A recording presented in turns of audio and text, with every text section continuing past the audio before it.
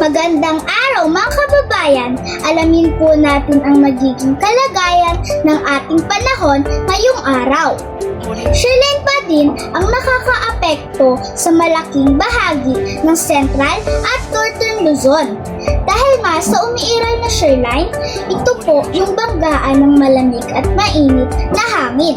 Asahan ang malakas na ulan sa bahagi ng Bicol Region, Eastern Visayas at Central Visayas. Kasama na din po ang Dinagat Island.